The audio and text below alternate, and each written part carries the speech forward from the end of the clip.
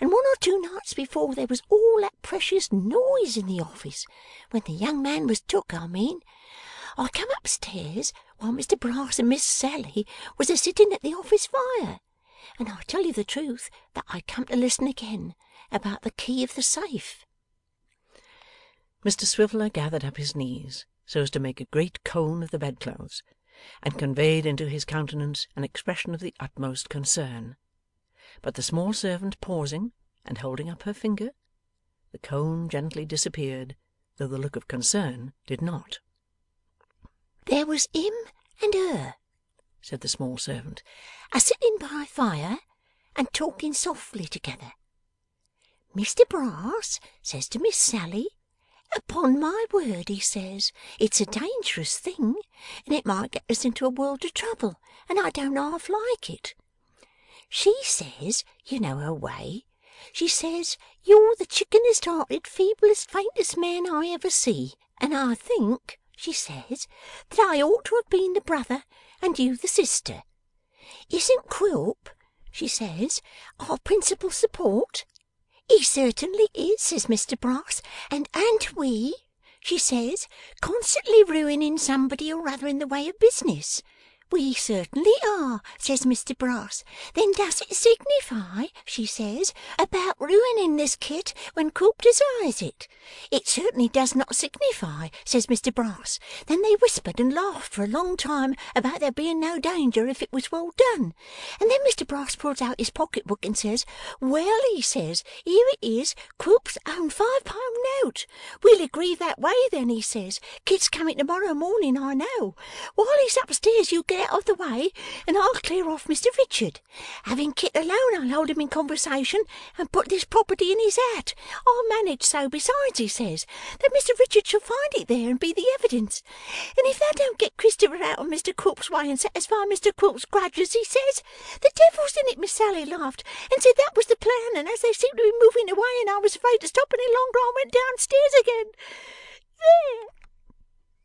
The small servant had gradually worked herself into as much agitation as Mr Swiveller, and therefore made no effort to restrain him when he sat up in bed and hastily demanded whether this story had been told to anybody. "How could it be?" replied his nurse. "I was almost afraid to think about it, and hoped the young man would be let off, when I heard him say they had found him guilty of what he didn't do. You was gone, and so was the lodger, though I think I should have been frightened to tell him, even if he'd been there. Ever since I come here, you've been out of your senses, and what would have been the good of telling you then?" "Marchioness," said Mr Swiveller, plucking off his nightcap and flinging it to the other end of the room, "if you'll do me the favour to retire for a few minutes and see what sort of a night it is, I'll get up." "You mustn't think of such a thing," cried his nurse. "I must indeed," said the patient, looking round the room. "Whereabouts are my clothes?" "Oh, I'm so glad you haven't got any," replied the Marchioness. "Ma'am?" said Mr Swiveller in great astonishment. "I've been obliged to sell 'em, every one, to get the things that was ordered for you. But don't take on about that," urged the Marchioness, as Dick fell back upon his pillow. "You're too weak to stand, indeed." "I'm afraid," said Richard dolefully, "that you're right. What ought I to do? What is to be done?"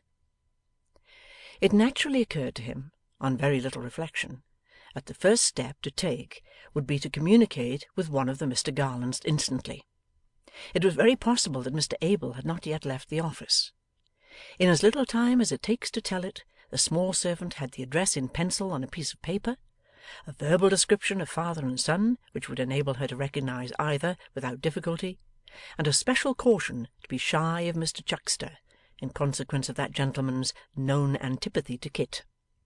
Armed with these slender powers, she hurried away, commissioned to bring either old Mr Garland or Mr Abel bodily to that apartment.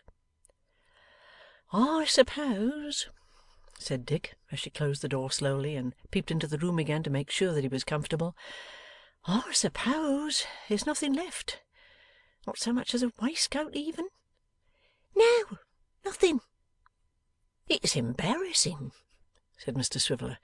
'In case of fire, even an umbrella would be something.